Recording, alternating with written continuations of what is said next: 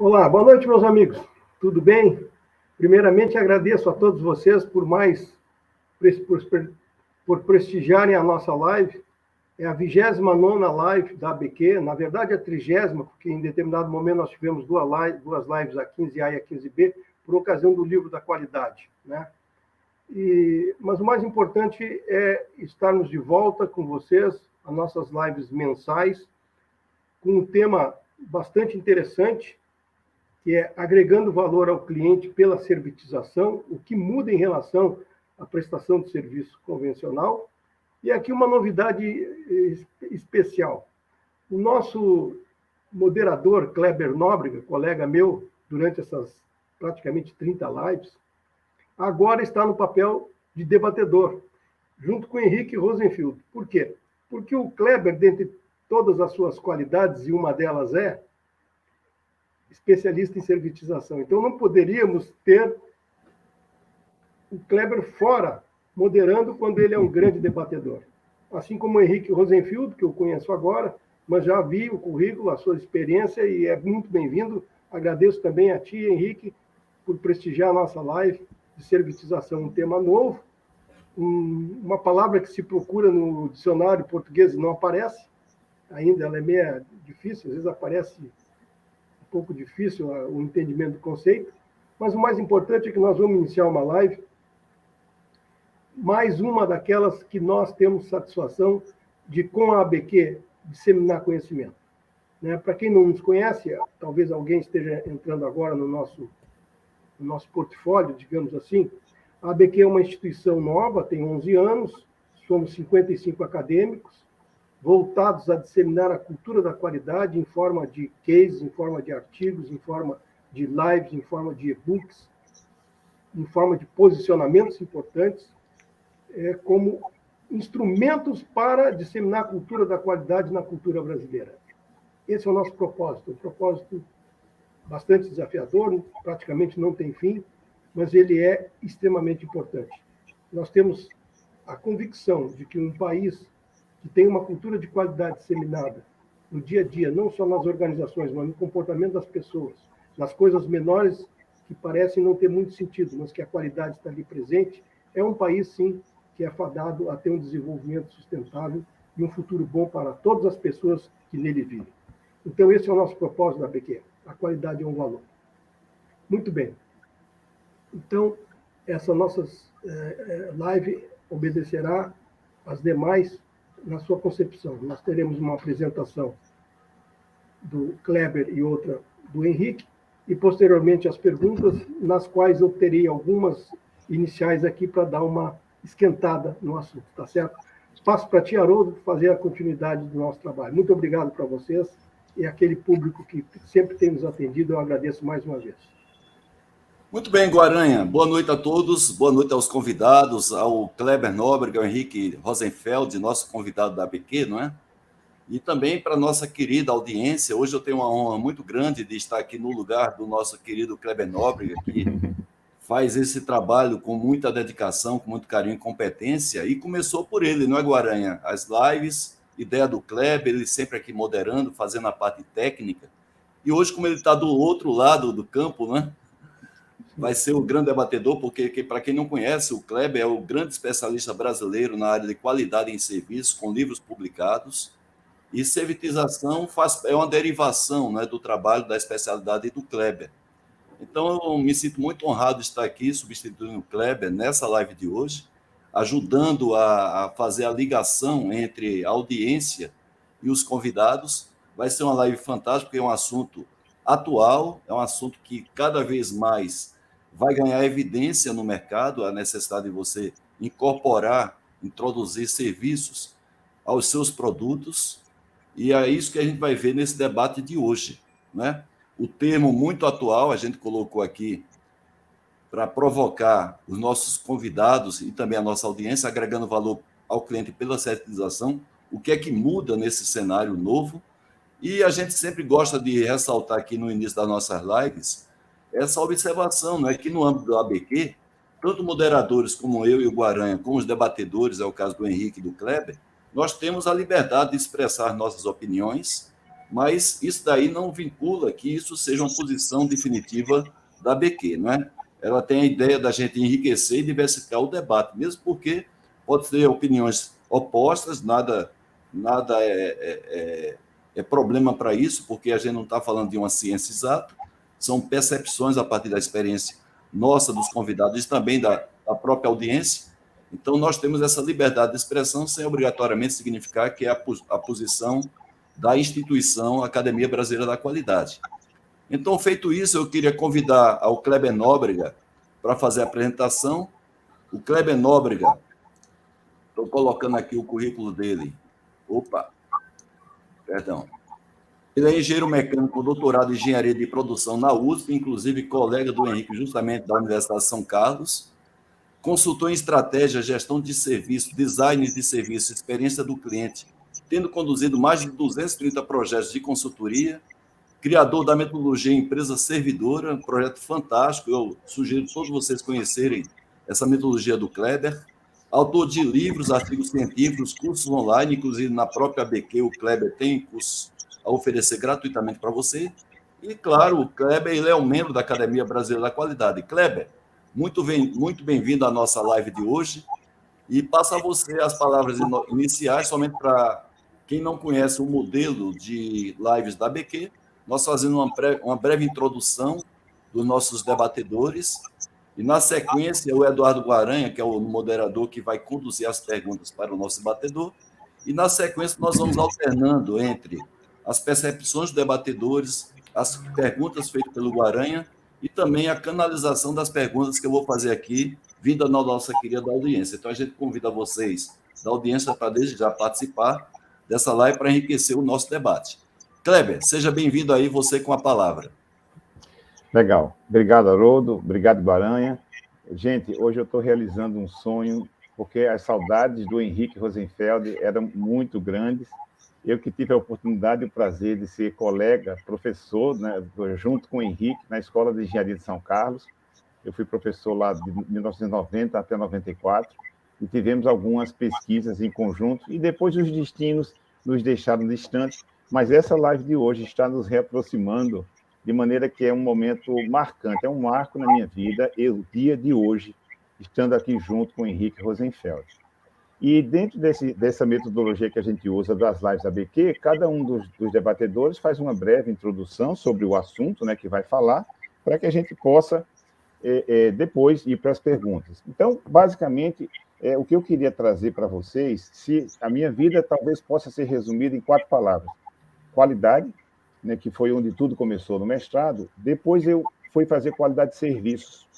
Então, serviços, servir, né? Eu tenho pesquisas nessa linha e produtos desenvolvidos também, e servitização. Então, servir, serviço e servitização. E quando eu falo desse tema, eu gosto muito de trazer uma reflexão, que é uma frase do Adam Smith, de 1776, no livro A Riqueza das Nações. Eu vou pedir licença a vocês aqui para ler o que ele fala sobre o valor dos serviços. Tá? E ele diz assim, olha, o trabalho de algumas das mais respeitáveis profissões na sociedade assemelha-se ao de meros servidores. E aí ele diz, improdutivo e sem valor.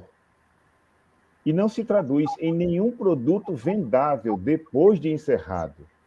Então, veja como ele diminui o valor dos serviços, valorizando produto. E aí, produto, a gente está pensando em produto no sentido físico, né? Eu, sempre que estiver conversando com vocês aqui hoje, sempre que eu me referir produto, eu estou me referindo a bens, né? E serviços, os produtos intangíveis. E ele continua dizendo, na mesma classe, são classificadas algumas das mais importantes profissões, como religiosos, advogados, médicos, escritores, cantores, músicos. Adam Smith, 1776. E por que eu estou trazendo essa reflexão? Porque, gente, nós temos um problema, de maneira geral, que tem muito a ver com esse raciocínio que ele coloca do valor do produto em detrimento do valor dos serviços. Com certeza, vocês devem conhecer, talvez passaram por uma situação de alguém que acha que pagar R$500 por uma consulta médica é caro. Mas essa pessoa compra uma calça jeans e essa calça tem um cavalinho bonito desenhado ou qualquer coisa parecida e o cara dá os R$ 500 sem pensar. Da mesma forma, pagar R$ 4.000 ou R$ 5.000 por uma cirurgia que vai curar problemas que nós temos na nossa vida é um absurdo. Mas pagar R$ 5.000 num celular, se não mais, a gente paga com tranquilidade. Tudo isso tem a ver com um processo que eu costumo dizer que é o seguinte: nós fomos educados numa lógica de manufatura, nós fomos educados numa lógica de valorizar aquilo que é produto. Exatamente por isso, a frase que faz sentido do Adam Smith: serviço não vale, serviço tem a ver com servir, com serviçal, com algo que é inferior. E exatamente por isso, hoje, inclusive, nós temos pessoas especialistas em gestão que falam o seguinte: olha, não, serviço não tem valor, quem produz riqueza é a indústria. E aí, o que tem a ver isso com servitização, que é o que a gente está falando? A servitização é o movimento da indústria tradicional, classicamente fabricante de produtos, envolver e incluir serviços, seja como oferta de produtos para os seus clientes, seja como serviços prestados internamente. Certa vez eu fui ministrar um curso, uma disciplina num curso de qualidade, anos 90, no estado de Santa Catarina, onde eu vivi boa parte da minha vida, e eu me lembro que quando a turma começou, a disciplina era qualidade de serviço. E aí, na expectativa inicial, uma pessoa disse: eu queria entender por que uma disciplina de qualidade de serviços quando nós temos somente pessoas aqui de indústria. E aí eu coloquei para ele a seguinte reflexão: eu disse, me diga uma coisa, você faz produto, tá? Você faz, a cidade era São Bento do Sul, capital do móvel, né? Nacional do móvel. Se você faz mesa, cadeira, cama, armário, não. Se alguém aqui da sala faz, não. Por quê? Porque eram todos engenheiros, desenvolvedores de produto, diretor da empresa, todos trabalhavam em áreas administrativas. E eu disse, gente, nenhum de vocês faz produto, todos vocês prestam serviço. Isso me inspirou mais tarde a escrever um artigo no blog que é: todos nós somos prestadores de serviços, mas servir é alguma coisa que pega pesado. Então, isso explica a resistência que a gente tem a se colocar como serviços. E quando vem a palavra servitização, a servitização tem a ver exatamente com a prestação de serviço por parte da indústria. E alguém aqui da sala pode chegar e dizer o seguinte: mas espera aí, mas a minha indústria já presta serviços. A indústria de aviação, né, muito mais do que o produto, ela presta todo o serviço de apoio e manutenção para os seus usuários. Os grandes fabricantes de equipamentos de radiologia também são equipamentos que prestam, eles funcionam. A General Electric, por exemplo, é uma empresa que tem um rol de serviços muito grande para assessorar os seus produtos. Então, a servitização que começa lá atrás, com a indústria passando a oferecer serviços como maneira de se diferenciar os seus produtos, vai envolvendo para hoje um outro conceito, e eu não vou entrar muito aqui nesse conceito, eu vou apenas citar, porque o Henrique é uma das pessoas que eu conheço, com quem eu mais aprendo, sobre PSS, Product Service System, sistemas de produto e serviço. Cada vez mais os produtos eles têm mais serviços, e eu volto a citar aqui o exemplo do smartphone. A gente não compra mais CD e DVD, né, porque eu tenho os serviços de streaming de música ou de streaming de vídeos. Então, a indústria tradicional clássica, que tinha um produto, passou a agregar serviços, a incluir serviços como oferta de serviços aos clientes, e depois, esse é um outro movimento também, de incluir, de transformar os seus produtos em sistemas, produtos, serviços. Bom, e o que tem tudo isso a ver com servitização? A servitização, exatamente, é uma área de conhecimento que vem fazendo pesquisas, e elas são mais recentes, e Henrique tem um site maravilhoso sobre isso, que mostra muita coisa boa sobre esse processo de servitização, com conceitos, com estratégias, com modelos, e com etapas também de como as empresas podem, né, evoluir nesse sentido. Só para dar um exemplo, fabricante de calçado, Nike, hoje tem o serviço de assinatura de tênis. Então, tem toda uma lógica que, além de oferecer serviços tradicionais, você vai transformando seus produtos em serviços e você vai agregando sistemas, produtos, serviços, naturalmente, dependendo do tipo de empresa que você atua. E o processo de servitização, a grosso modo, começa com a empresa oferecendo alguns produtos associados aos seus produtos, serviços associados aos seus produtos, depois ela vai fazendo serviços para os clientes até ela chegar no nível mais evoluído, em que a gente tenha uma empresa bastante servitizada. Essa, então, Haroldo, era a introdução que eu tinha ensaiado para hoje, já não passando muito dos 7 minutos que a gente combinou aqui. Muito bem, Kleber. E é uma honra muito grande, viu, Henrique, a gente receber você aqui na nossa Academia Brasileira da Qualidade, professor muito experiente lá de São Carlos, que é uma universidade ligada à Universidade de São Paulo, a USP. Muitos alunos formados por você, não é? Você tem um trabalho fantástico na área acadêmica. E, como sempre, né, recentemente nós tivemos o Dia do Professor. Nossos parabéns aí, mesmo que atrasados, porque sem professor não há cidadãos, sem professor não há profissionais, não é? Então, eu queria dar as boas-vindas para você, para a nossa Academia Brasileira da Qualidade. Vou fazer aqui uma breve apresentação. Claro que a gente tem que ser seletivo aqui no currículo, porque o seu currículo é muito extenso. Então, para quem não conhece, o Henrique Rosenfeld é engenheiro mecânico com doutorado na Alemanha em sistematização da produção, conforme falou aí o Kleber Nóbrega. Tem pós-doutorado nos Estados Unidos em gestão de inovação e também em ciclo de vida de produtos. Ele é empreendedor, consultor e professor da USP, com mais de 500 publicações. E quando a gente fala publicações, a maior parte das publicações são publicações acadêmicas fundamentadas. Professor convidado em universidades no exterior com foco em civilização e gestão da inovação. Por isso que ele está aqui sendo convidado conosco. E criador da Flexible Methodology for Innovation. Henrique, seja muito bem-vindo. Eu gostaria que você, então, fizesse a introdução do tema para daqui a pouco o Guaranha e a nossa audiência fazer as perguntas para você.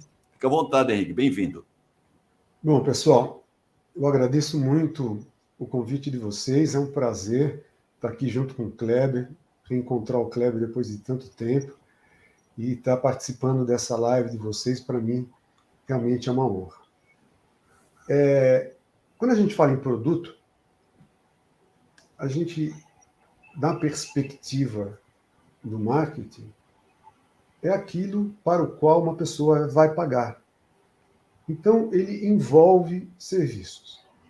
O termo produto. Então, é o tangível, produto tangível e o produto não tangível. Com o tempo, a gente ficou associando o termo produto ao bem físico e o termo serviço ao intangível.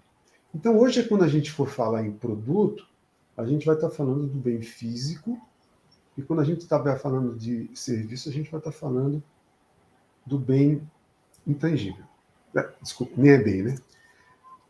Um tempo atrás, vários anos atrás, tiveram 2 autores, muito assim, antes da gente estar discutindo tudo isso aqui, que eles criaram uma coisa chamada SD Logic, a lógica dominante do serviço, em que eles diziam que produto não interessa.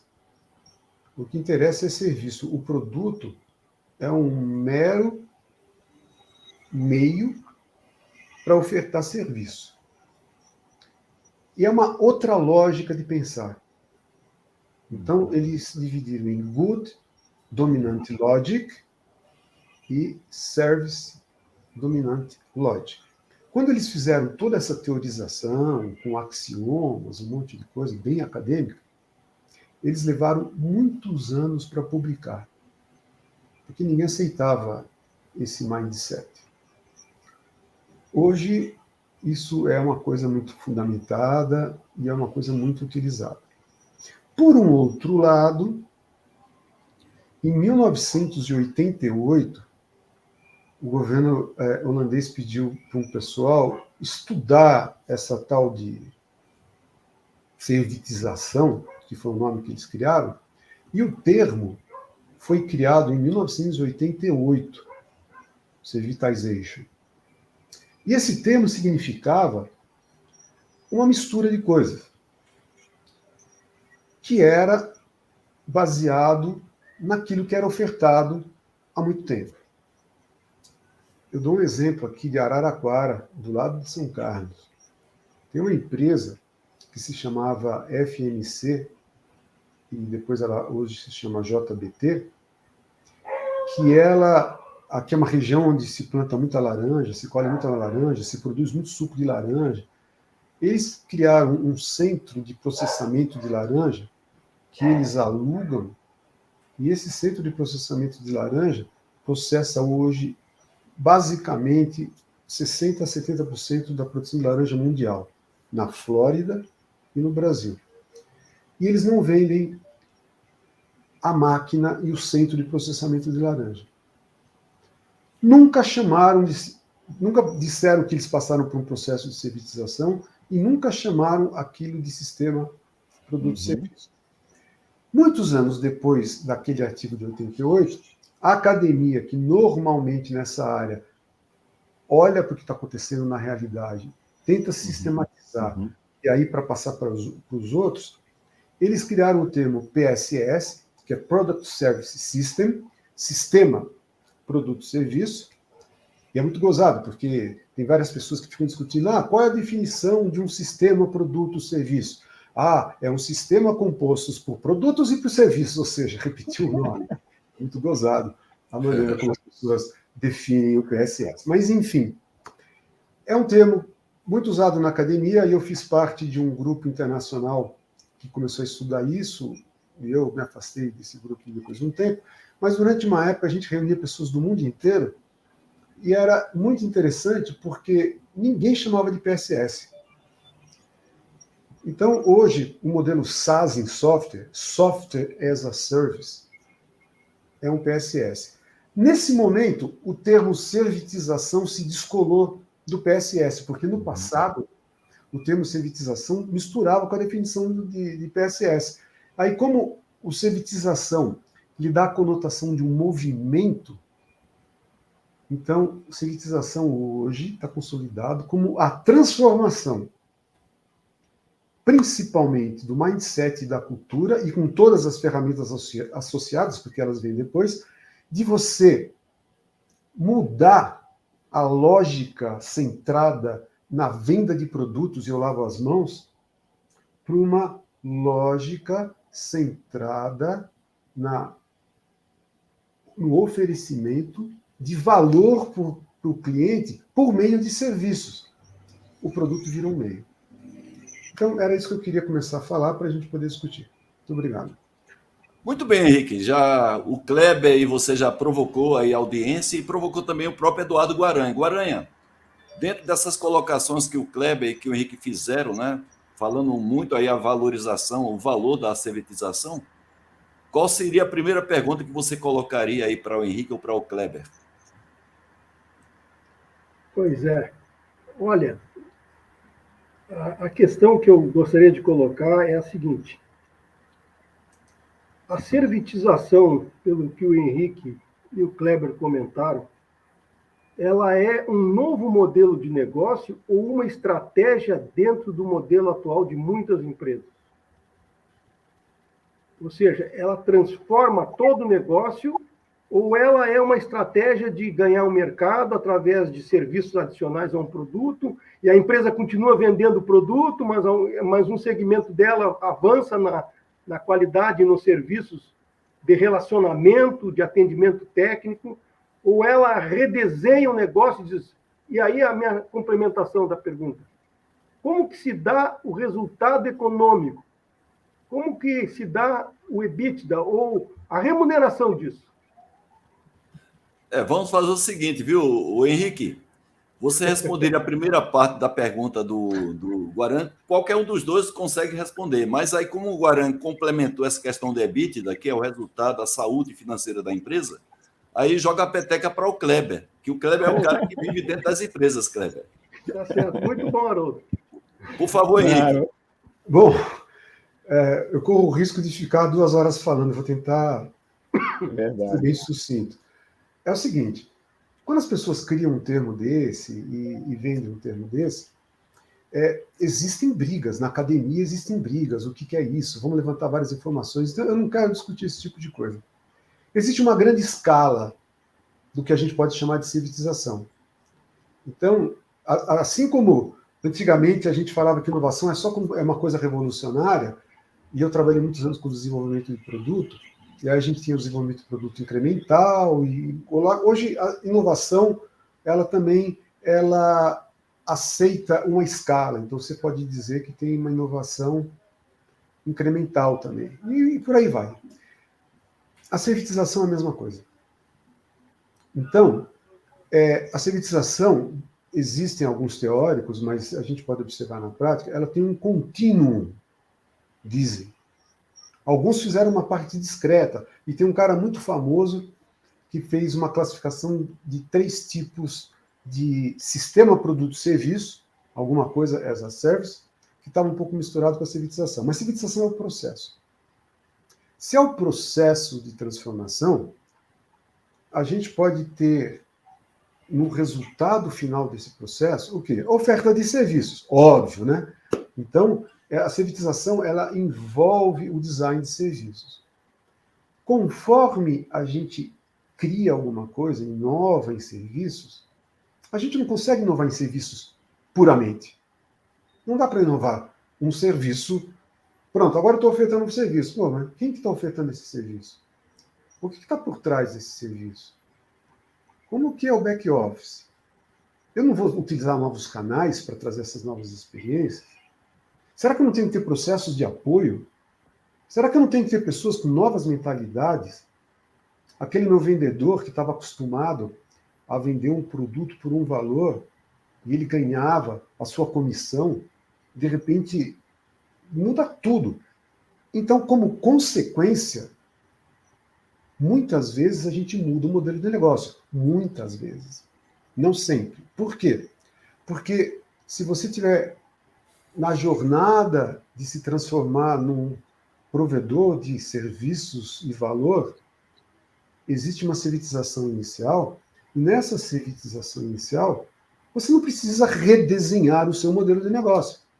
Você pode, por exemplo, mudar o tipo de cobrança que você faz, que já é um elemento, um componente do modelo de negócio, e você não precisou redesenhar o seu modelo de negócio. Então, quando você fala, é uma mudança no modelo de negócio? Pode ser. Muitas vezes é uma mudança, porque o que é um modelo de negócio? Quando a gente fala, é um novo modelo de negócio. Existe, assim, na área, todo mundo chama, é um novo modelo de negócio, mas existe o que a gente chama de inovação em modelo de negócio, o que eu acho que a gente deveria chamar inovação em negócio. Eu acho que não devia chamar inovação em modelo de negócio, mas quem sou eu, né? A grande parte da sociedade chama inovação em modelo de negócio, porque modelo é uma representação da realidade. Então, imagine que você tem um iceberg, e aquele desenho que todo mundo faz com o Canvas, que não é, digamos, o melhor framework para desenhar um modelo de negócio, mas é o mais popular. Então, por ser o mais popular, se a gente não desenhar com o Canvas, ninguém vai entender. É uma representação da ponta do iceberg, que sem ter as coisas por baixo dele, nada funciona. Então, a servitização, quando começa a afetar muitos componentes de um modelo de negócio, proposição de valor, canais, experiências, modelo de receitas, processos que dão apoio no back-office, novos recursos, parceiros, ecossistema. Então, a gente está falando de mudança de modelo de negócio. Mas não necessariamente precisa ser mudança no modelo de negócio. Então, seria um reducionismo muito grande eu fazer uma coisa equivalente, porque aí eu estaria esquecendo deste contínuo. Bom, eu vou parar por aqui, porque senão... Kleber, só lembrando a pergunta do Guaranha, então... O Kleber vai falar da segunda resposta e depois eu vou contar umas experiências minhas aí. Fala, Kleber. O Kleber, para quem não lembra da segunda parte da pergunta do Guaranha, é a questão do impacto que tem a servitização sobre a saúde financeira da empresa, que a gente conhece isso aí, com um termo chamado EBITDA, que são indicadores de saúde financeira, né? Então, Kleber, a servitização ajuda a saúde financeira da empresa? Ela pode ajudar, mas ela pode também prejudicar. Tá? E eu vou dizer por quê. Primeiro, porque ela pode ajudar na medida em que você passa... aquela questão que eu coloquei do Adam Smith, aquilo, embora pareça ser só conceitual, aquilo é muito importante, porque as empresas estão prestando muitos serviços hoje que não são absolutamente cobrados. E se passar a ser cobrado, alguém vai chegar e achar que é um exagero, é uma postura inadequada. Mas veja bem, eu me lembro quando no Brasil os bancos passaram a cobrar pelos extratos bancários. Porque até então, antes dessa cobrança, você recebia uma série de serviços que você não percebia. Hoje, eles têm, já está institucionalizado a questão do pacote de serviços dos bancos têm. Então, veja, na medida em que você passa a cobrar pelos serviços que você fornece ao mercado, né, ou seja, preço cobrado final para o usuário, você vai ajudar os resultados financeiros também. Por outro lado, se você começa a incluir serviços simplesmente porque o professor Henrique Rosenfeld disse, porque o Kleber disse que a qualidade, a diferenciação vem porque a gente tem que colocar mais serviços, porque os produtos tecnologicamente estão cada vez melhores, mas iguais, a gente tem que se diferenciar na forma como a gente faz o nosso produto chegar ao cliente. E você não cobra por isso, você vai estar elevando custos. Então, você vai comprometer os resultados financeiros da empresa. Para mim, a resposta é simples assim, Haroldo. Muito bem, gente, começa a chegar perguntas da nossa audiência. Pode falar, por favor, Henrique, fique à vontade. Nossa, eu não consigo ficar sem cumprimentar. De novo, vamos falar o seguinte, imagine, eu vou contar um caso real. Eu assinava uma nuvem, e de repente esse fornecedor da nuvem me dava 1 terabyte, e ele falou o seguinte, olha, agora eu vou te dar 2 terabytes e eu vou te cobrar $120 por ano. Eu falei, nossa, meu Deus, mas eu não quero 2 terabytes, eu estou usando 200 giga. Enfim, aí eu vi uma outra empresa, e essa outra empresa, ela chegou e falou o seguinte, olha, se você assinar o meu serviço, você vai poder colocar para a família, vou dar 1 terabyte para cada família, você ainda vai ter um monte de software para usar. E aí, eu que estava acostumado a comprar software, fiz a minha assinatura de R$390 por ano, e eu estou feliz da vida. Então, quando a gente fala de software as a service, o custo de quem está oferecendo um software é a infraestrutura que ele tem. Quando eu chego num nível mais evoluído de sistema produto-serviço, alguma coisa as a service, vamos falar, por exemplo, do caso da uma máquina Xerox, ou da água, ou da assinatura de água da Brastemp. O ativo que você vai alugar, ele é relativamente barato se comparado com o que você consegue cobrar, porque você consegue cobrar aquilo que o mercado paga. E aí, o que vai acontecer? Se você tiver 2.000 máquinas ou 2.000 bebedouros alugados, você não está vendendo nada e você tem uma receita recorrente. E essa receita recorrente é uma maravilha. Você está bancando aqueles ativos. No entanto, existem outras empresas cujo ativo é mais caro. O custo do ativo é mais caro. Então, tem uma empresa que o ativo dela é muito caro. Vou colocar um número mágico aqui, não falando em valores que eu já vivenciei isso numa empresa, que o ativo dela custava, eu vou pôr um número mágico redondo só para fazer conta, 100 mil.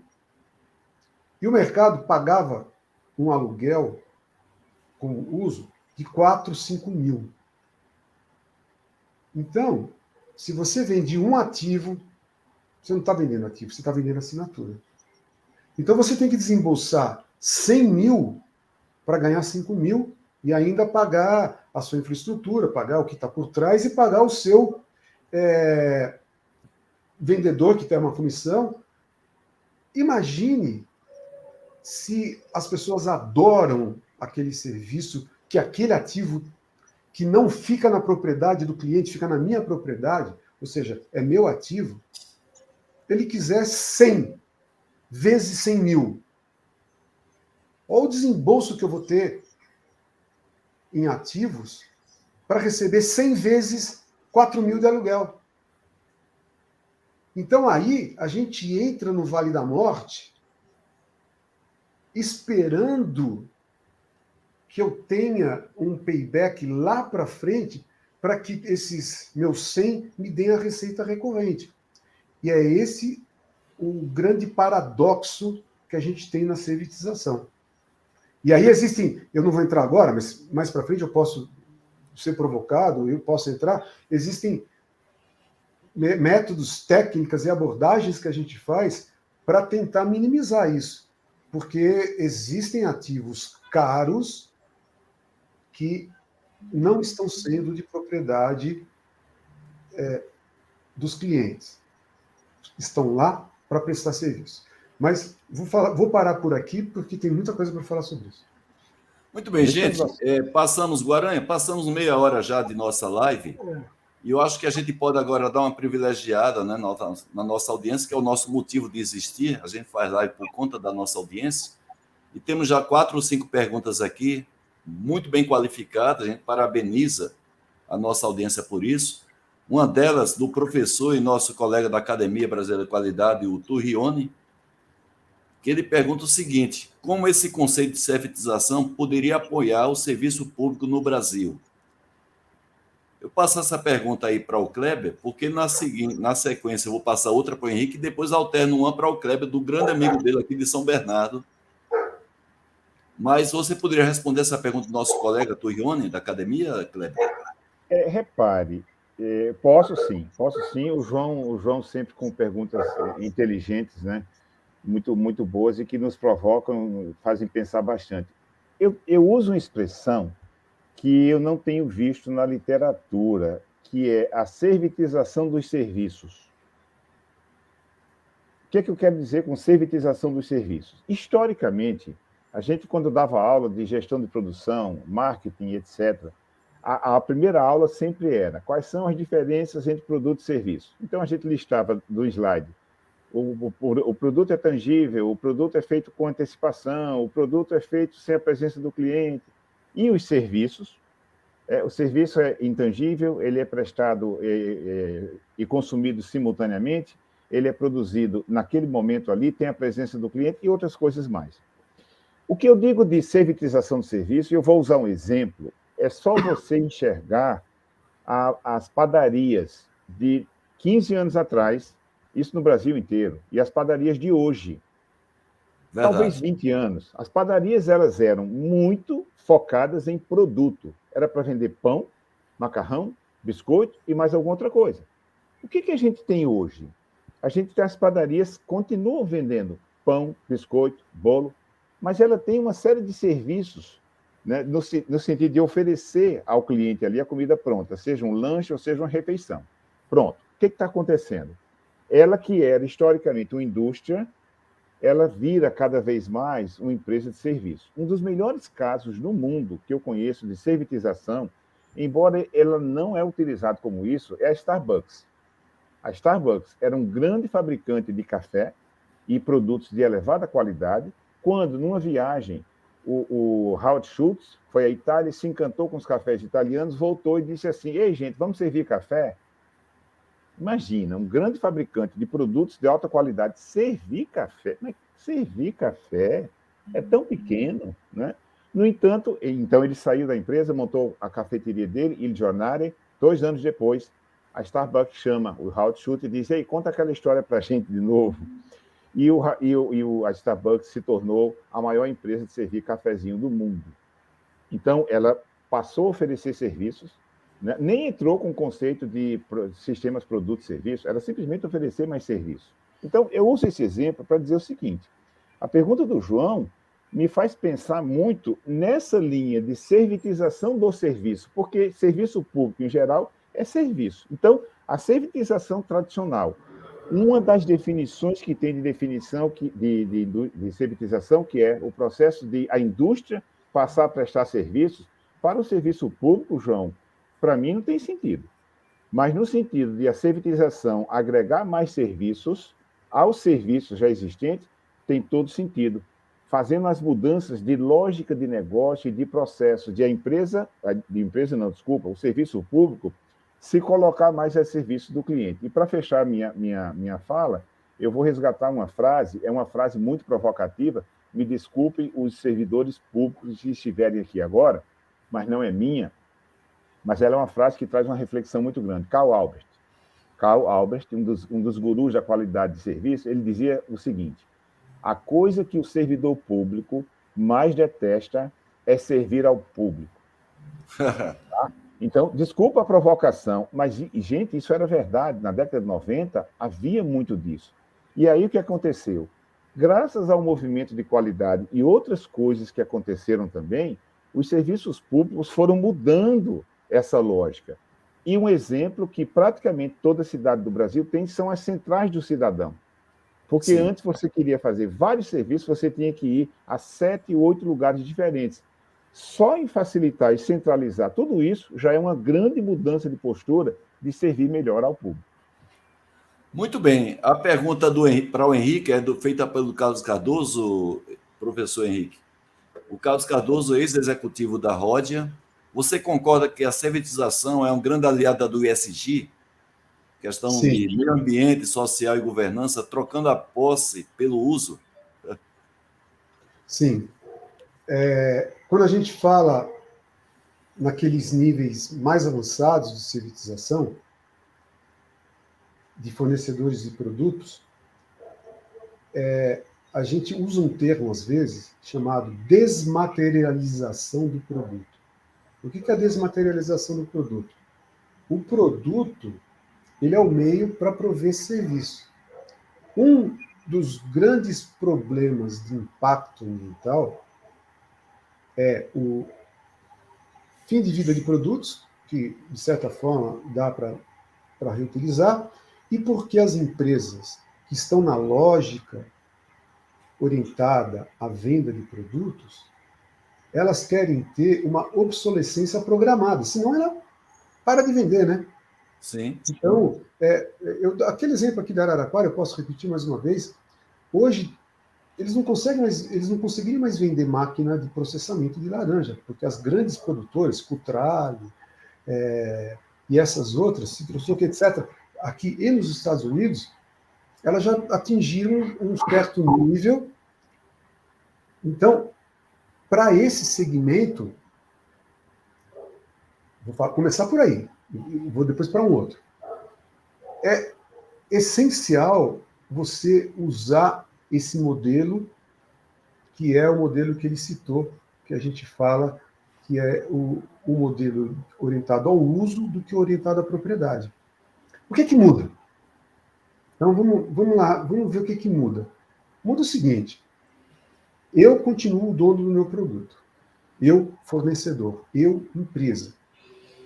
Você é o meu usuário desse meu produto. Então, no meu pacote de atendimento dessa assinatura, eu também presto os serviços de manutenção. Então, eu vou querer que o meu produto seja mais robusto. Porque antes, se meu produto falhar não tanto porque tem legislação, mas se ele, depois de 5, 6 anos, estivesse fora de uso, eu venderia um novo produto. Como agora? Dar o produto, levar o produto até o usuário, o cliente, e depois ficar monitorando esse produto pela digitalização, que tem um monte de coisa que a gente pode fazer, eu vou querer que esse produto dure muito, porque eu estou faturando a minha receita recorrente. Então, se esse produto vai durar muito, eu faço com que este produto tenha uma vida maior e, portanto, um menor impacto ambiental. De novo, a FMC. Coitado, a JBT, estou pegando eles por exemplo. Eles praticam a remanufatura. O que é remanufatura? Alguns chamam de recondicionar e os puristas dizem que recondicionar é diferente de remanufatura, e realmente é. Remanufatura é você fazer o produto voltar e ficar com a característica de um produto novo. Esses centros de processamento de laranja que eles têm uma máquina central, que é a espremedora de laranja. Porque esses centros de processamento é assim, chega um caminhão, derruba numa esteira toneladas de laranja, na outra ponta sai suco de laranja direto em tanques de aço inox, que já não pegam oxigênio, que já vão para os navios, que vão para exportação, óleos que foram tirados das sementes, as cascas que depois vão ser produzidas, eles têm uma eficiência de 98%. Muito bem.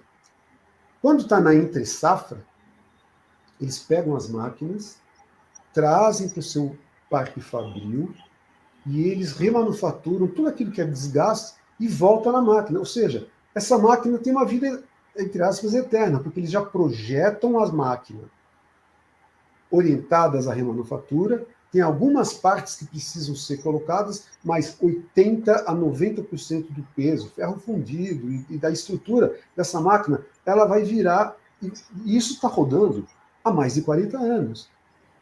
Então, esse é um aspecto. O outro aspecto que tem, só para tentar falar em outro tipo de produto, mas dá para falar em vários outros, é o quanto a gente usa um produto.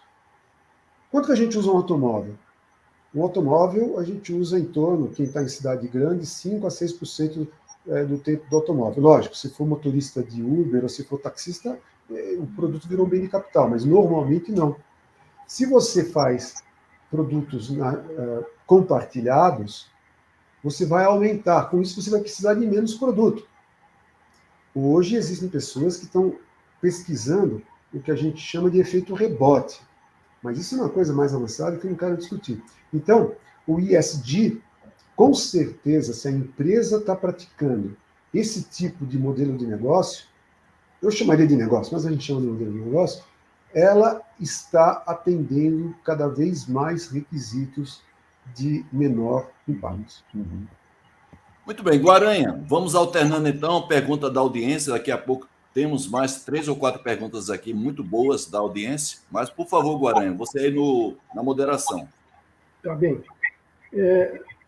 Pelo que eu depreendi da conversa do Henrique e do Kleber também, há graus de servitização em função da maturidade e da evolução da organização no serviço e no entendimento disso. A minha pergunta é a seguinte: é possível uma organização escolher migrar para a servitização? E como que ela daria os passos para chegar num determinado estágio de maturidade, prestando um serviço que não é associado a um produto, mas um serviço voltado à filosofia da servitização? Como que seria isso? Kleber, você, por favor, Kleber. Deixa eu me ancorar aqui num autor que defende o seguinte: o processo de serviços numa empresa, eles dizem que eu não me lembro agora do nome do autor, mas ele diz que existem serviços básicos, serviços intermediários e serviços avançados. O que são serviços básicos? É quando você presta serviços associados, você é uma indústria, um fabricante de produto, e você presta serviços associados àquele produto. Então, claramente é o caso em que você coloca distribuição, né? Você pode até fazer alguma coisa de entrega, e você faz a orientação, alguma coisa assim de assistência técnica. E eu vou usar para isso, a Dell é uma das empresas que, historicamente, se servitizaram mais cedo em termos de fabricante de computador. Ele era um fabricante de computador. Depois ele vai evoluindo. A Dell foi a primeira empresa que passou a fazer assistência técnica online.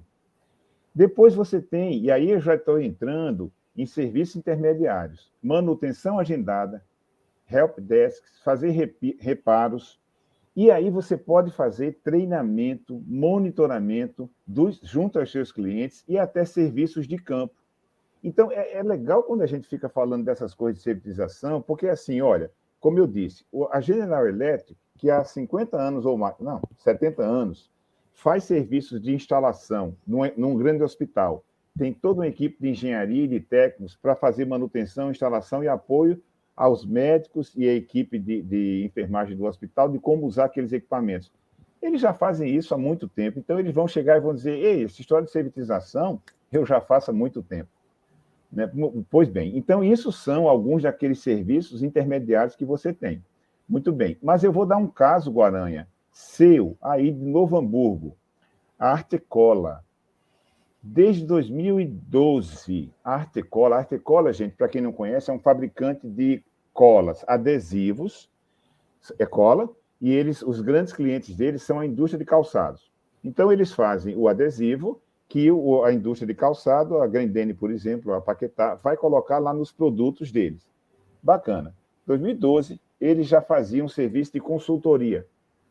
O que era isso? Eles tinham técnicos que iam na linha de produção do cliente deles, fazer treinamentos, fazer orientação. Esse é o segundo nível de serviços que se chama de serviço intermediário.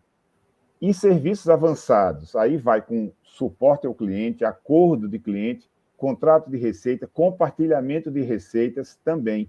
E aí eu cito o compartilhamento que o Henrique colocou de automóveis e o exemplo da Nike, porque é engraçado, primeira vez que eu ouvi falar da Nike, você assinar um tênis, mas que coisa mais, um produto de R$200, né, um produto de $20, os caras fizeram o seguinte, Nike as a Service, esse exemplo. Eles passaram a dizer o seguinte, para pais de crianças que estão na idade ali de 2 até 10 anos, ou até um pouco mais, a criança cresce muito rápido. Então, um tênis que o pai hoje compra para o seu filho, daqui a 3 meses, ele já está pequeno. Só que o produto, ele está em plenas condições de ser utilizado. Os caras fizeram o seguinte, bora fazer assinatura de tênis. O cara vai comprar, em vez de pagar $40 por um tênis, ele vai pagar 200, e toda vez por ano, 200 por ano, e toda vez que ele precisar, o menino dele crescer, ele vem aqui, devolve o tênis dele, leva um tênis novo. Criaram um serviço de assinatura num produto de usuário final. É claro que, com isso, o usuário ele vai pagar um pouco mais, mas ele vai ter produto novo a cada instante que ele precisar. E a empresa ganha também, porque ela vai ter informações, feedback. O cara pode pegar aquele tênis que foi trocado e fazer estudo, inclusive, para melhorar a resistência dele. Então, muito bem. A evolução tem uma pergunta aqui, tem uma pergunta muito boa aqui do Dagnino.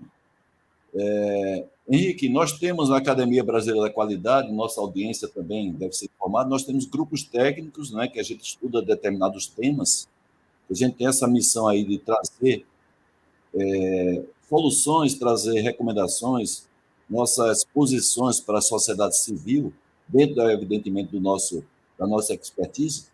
Uma delas, a gente está analisando aí a questão da influência da indústria 4.0, com a chamada qualidade 0.0, e o Basílio Dagnino, que também é nosso acadêmico, ele participou ontem, dia 25 de outubro, de uma reunião nossa do Grupo Técnico, que estuda sobre a 4.0, e ele pergunta sobre o serviço 4.0.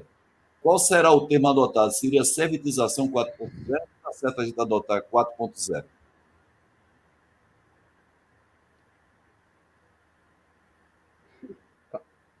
Está no mute?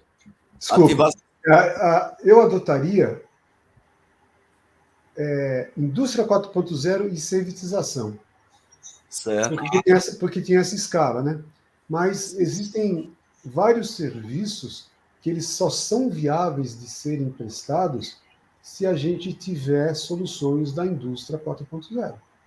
Lógico que o termo indústria 4.0 hoje ele é bem abrangente e fala mais da quarta revolução industrial, e tem várias tecnologias associadas, mas também tem várias técnicas e várias abordagens e vários conhecimentos associados. Então, por exemplo, você ser um fornecedor de algo que está sendo monitorado no seu cliente e, com base nisso, você fazer manutenção preditiva. É aquela em que você mede as grandezas físicas que estão ocorrendo no seu equipamento e você, com Data Analytics, você consegue saber, opa, está acontecendo alguma coisa, deixa eu me antecipar antes que esse equipamento falhe.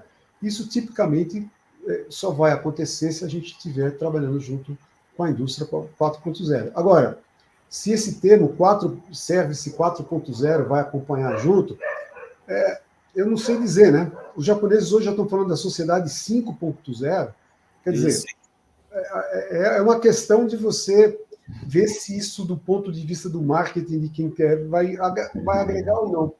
Eu hoje colocaria indústria 4.0 e servitização. Nós temos aqui na nossa audiência, Henrique, para você tomar conhecimento, a Ana Cristina Limogé França.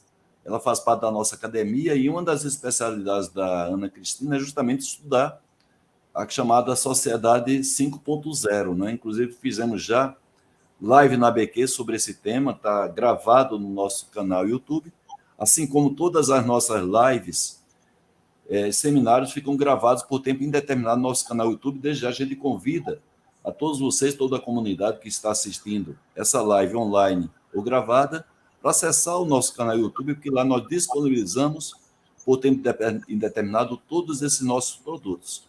Agora, Kleber, tem uma questão aqui dos nossos colegas aqui de São Bernardo do Campo, que sempre acompanha as suas lives das sextas-feiras, 13 horas, que é o Francisco Dalcenter, né?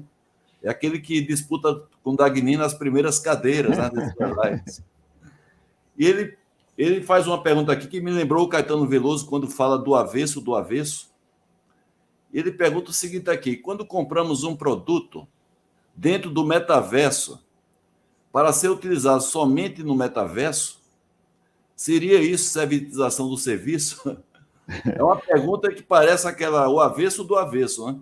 E ele dá um exemplo aqui para facilitar a sua vida. Quando eu compro itens para o personagem da minha filha dentro do metaverso, é uma servitização isso?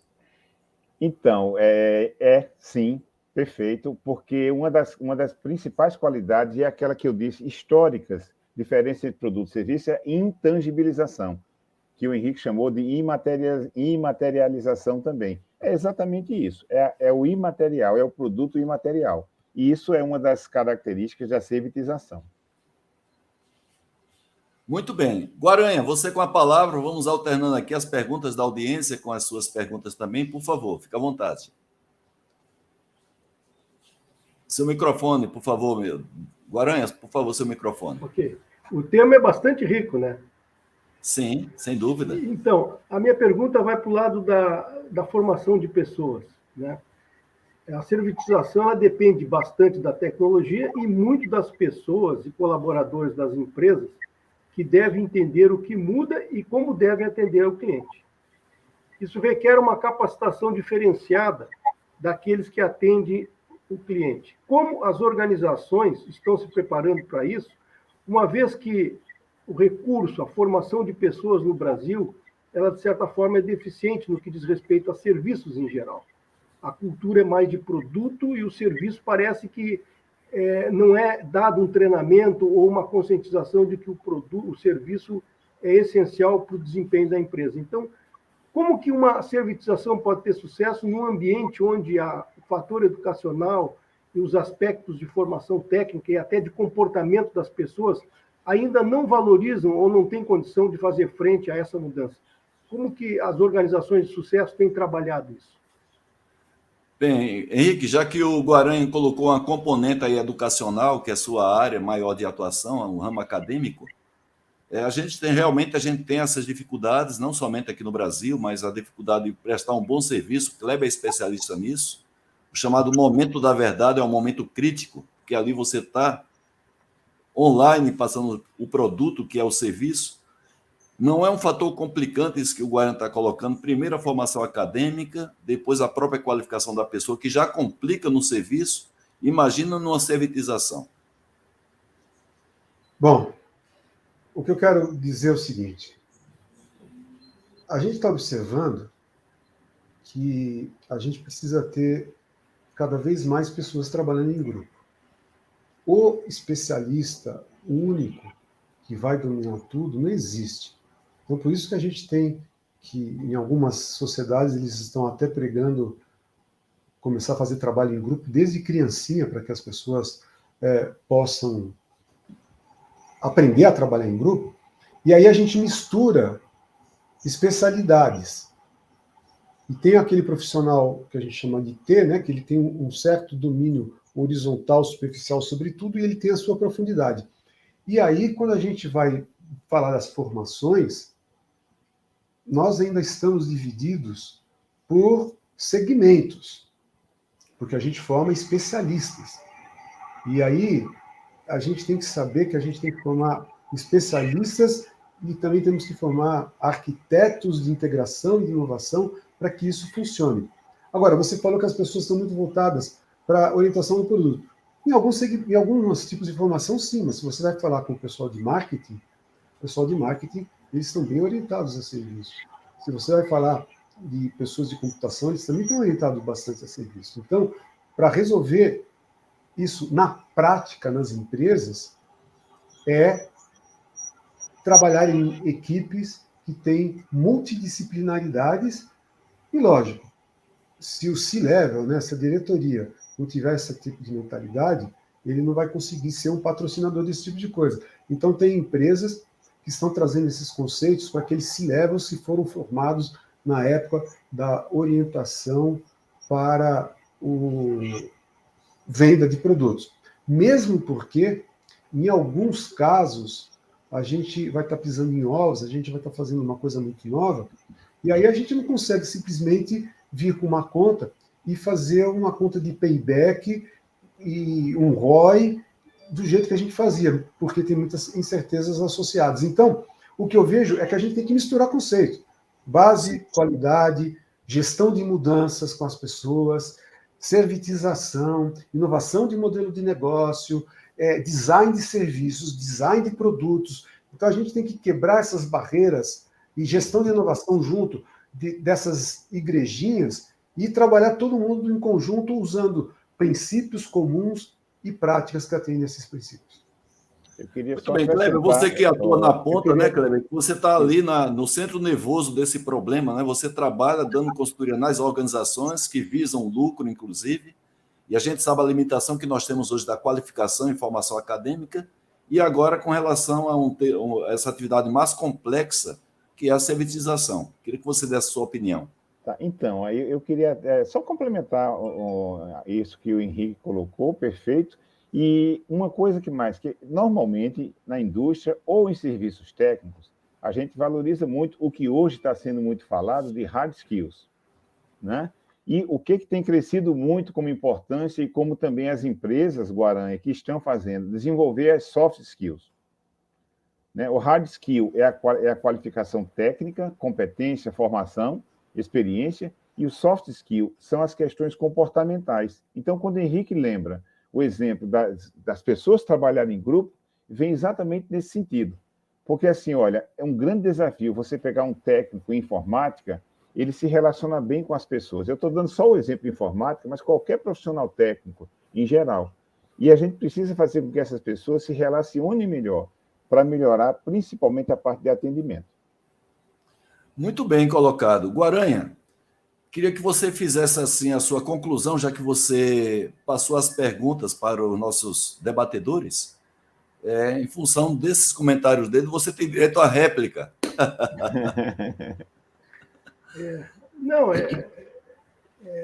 É que a questão do serviço, eu faço uma relação com relação ao nosso estudo na ABQ. Nós passamos 2 anos discutindo um assunto que era por que a produtividade do Brasil é tão baixa e pouco evoluiu nos últimos 30 anos. E, inevitavelmente, se chegou a pelo menos uma causa fundamental, que é a formação educacional. Então, a gente sabe que, sob o ponto de vista de organizações específicas, aquelas de capital, as grandes empresas, talvez isso não afete tanto, porque elas formam as suas pessoas.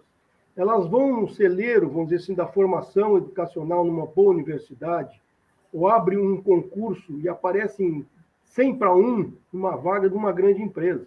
Então, o Brasil, felizmente, ele tem essas grandes empresas e ele consegue, as organizações conseguem suprir as suas necessidades de formação com pessoas excelentes, do ponto de vista educacional, competência e capacitação profissional.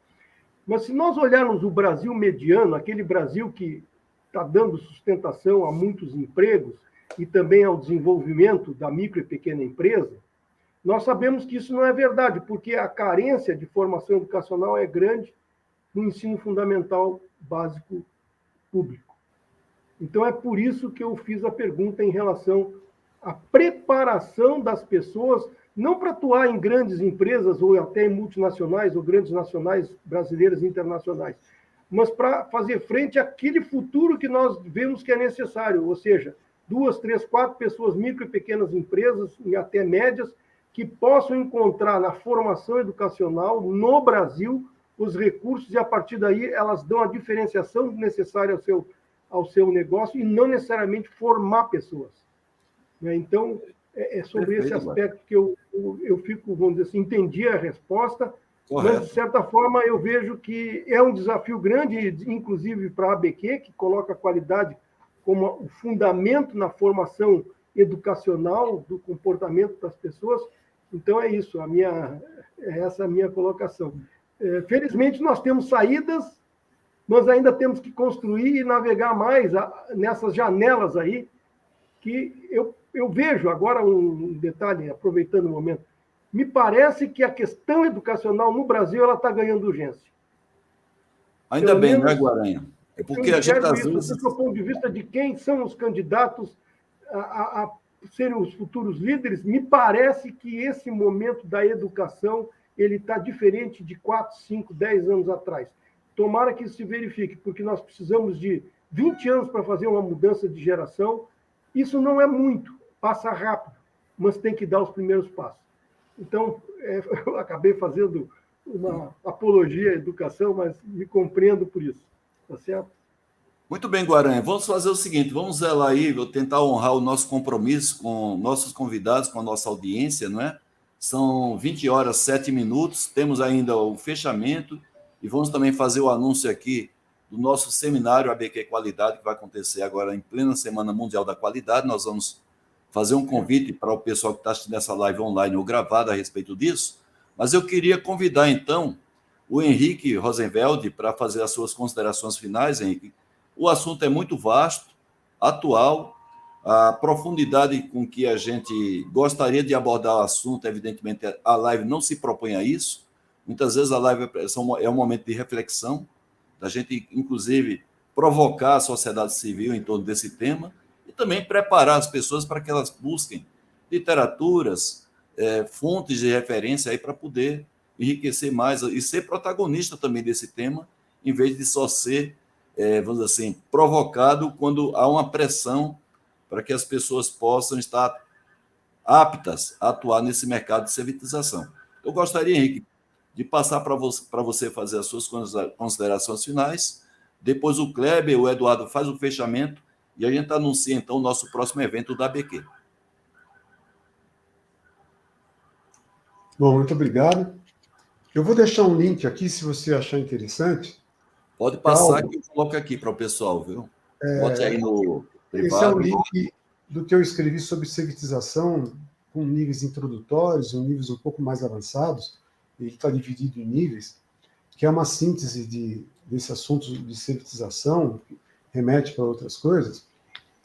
E esse é um caminho inexorável. Nós estamos indo para esse caminho, tanto na mudança de modelo de negócios, para que a gente tenha menor impacto ambiental, para que a gente tenha receitas recorrentes, para que a gente aproveite mais os nossos ativos.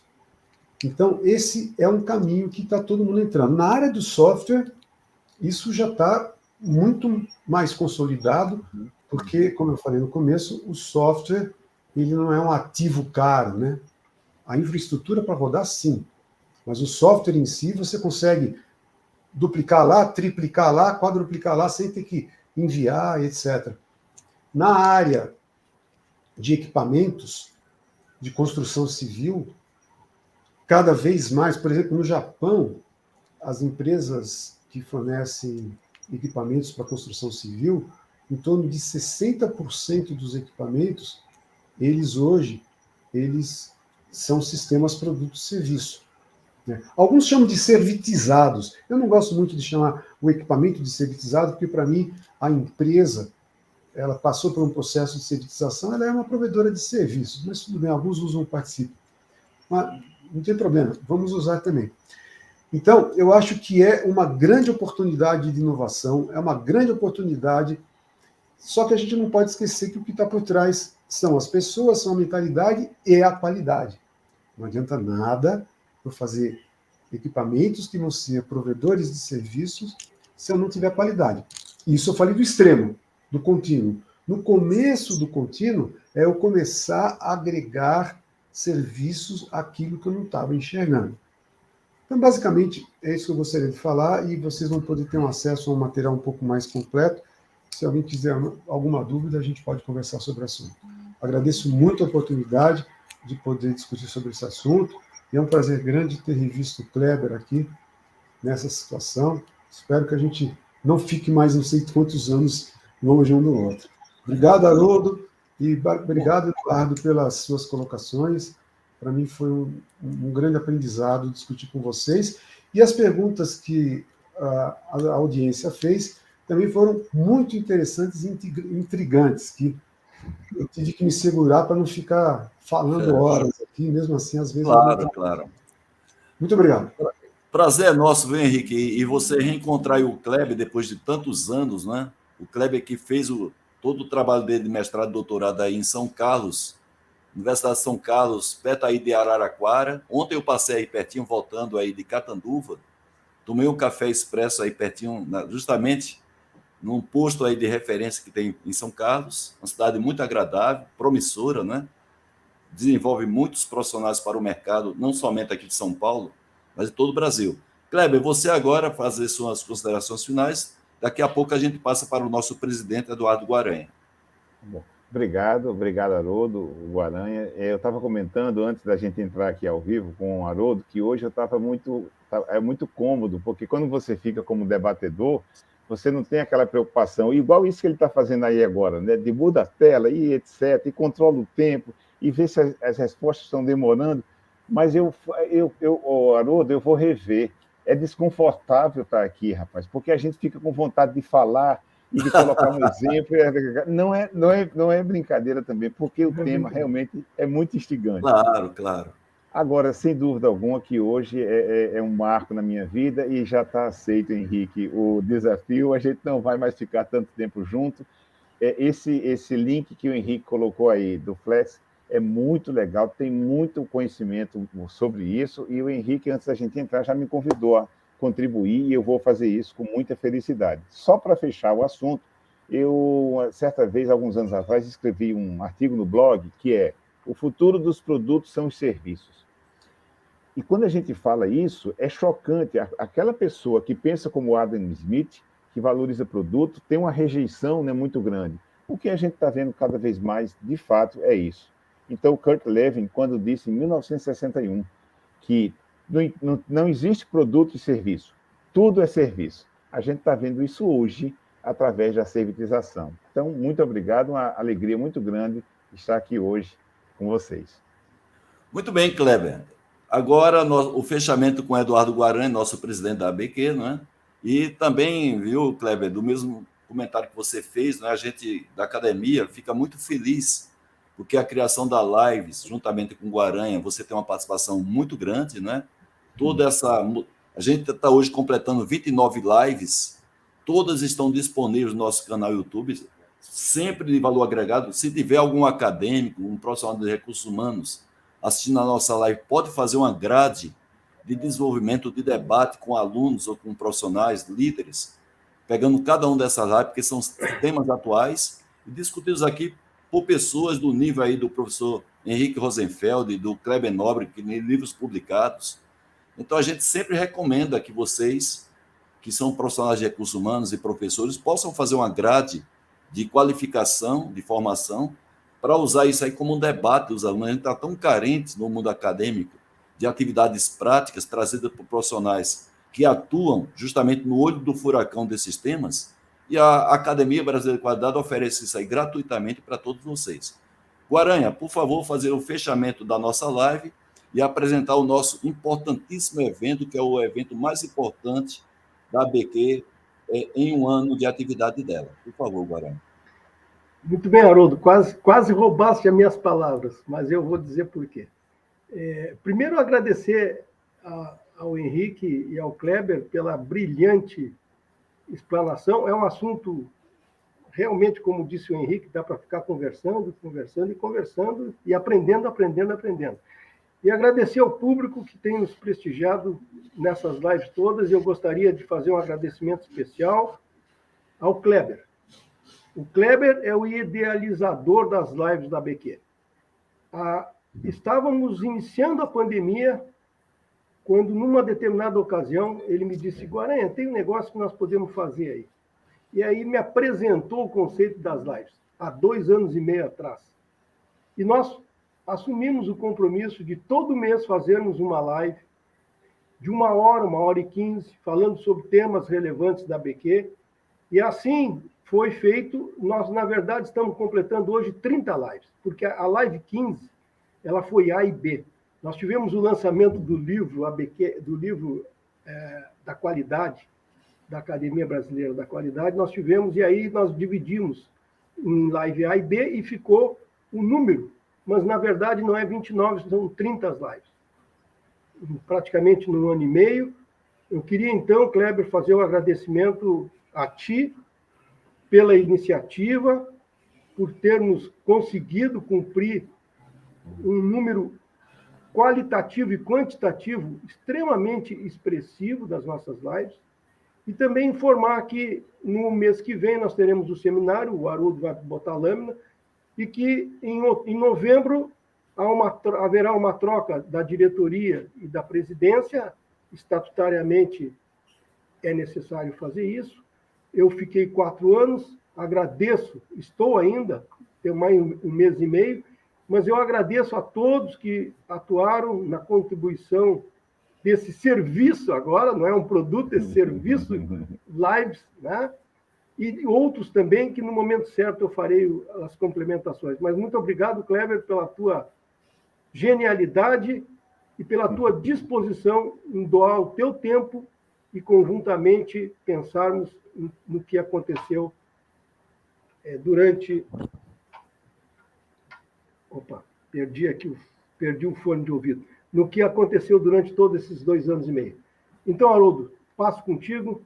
Por favor, faça a apresentação do nosso 9º seminário ABQ da Qualidade. Exatamente, gente. Vai acontecer nos dias 10 e 11. A Semana Mundial da Qualidade vai acontecer do dia 7 ao dia 11 de novembro. E nós vamos ter vários eventos no Brasil, entre eles esse importante evento da Academia Brasileira da Qualidade, online, gratuito. Vocês podem se inscrever. Inscrevam as pessoas das suas instituições, das suas empresas, universidades, escolas de ensino. Gratuito, de 9 a meio-dia, são 2 dias, 2 inscrições. Eu estou colocando aqui, de qualquer maneira, o site exclusivo que nós desenvolvemos. Vamos ter assuntos como o ISG, que é um assunto muito contemporâneo, né? Muito atual. Vamos ter discussão sobre as questões do que a qualidade pode fazer para reduzir alguns problemas, inclusive sociais da nossa sociedade, problemas de pobreza, de educação, o que é que a qualidade pode fazer nesse sentido. Vamos ter a participação de 2 ex-ministros de governo, a doutora Doroteia Werneck e o Roberto Rodrigues. Vão estar presentes, inclusive, fazendo parte, depois da abertura do Eduardo Guaranha. Então, temas fantásticos que a gente vai ver lá, vocês vão participar, interagindo com nossos convidados, e a gente está fazendo uma ampla divulgação nas nossas redes de relacionamento. Então, desde já, a gente espera que vocês compartilhem. A gente tem uma necessidade hoje de qualificar nossos profissionais, e a academia disponibiliza gratuitamente esse produto de altíssima qualidade, com profissionais reconhecidos no Brasil e fora do Brasil. Vamos ter pessoas que moram fora do Brasil, vão estar aqui dentro da academia compartilhando conosco parte do seu conhecimento. Então, o convite que a gente faz, Guaranha, estamos divulgando amplamente nas nossas redes. A gente pede para, desde já, vocês entrarem no nosso site, se inscreverem, para ter mais informações a respeito tanto desse quanto de outros produtos que nós disponibilizamos para a sociedade civil, porque, como diz sempre o Guaranha, a ideia nossa é fazer com que a cultura da qualidade faça parte da cultura nossa, da sociedade brasileira. Esse é o nosso propósito maior. Gente, estamos aqui, então, fechando a nossa live. A gente agradece mais uma vez, não somente aos nossos convidados aqui presentes, principalmente o Henrique, que está assim fortalecendo a nossa apresentação de hoje, como também sempre a nossa qualificada audiência. A gente agradece muito porque vocês, na verdade, são o motivo da nossa existência. Nós só fazemos lives porque tem a nossa audiência, evidentemente. Então, desejamos a vocês um bom resto de noite. Para quem está assistindo essa live gravada, compartilhe o link. E a gente agradece, portanto, a todos que contribuíram para que a gente conseguisse realizar essa live. Pessoal, boa noite para todos vocês. Guaranha, Kleber, Henrique, audiência querida. Boa noite para todos vocês. Fiquem sempre com Deus. Tá certo. Obrigado.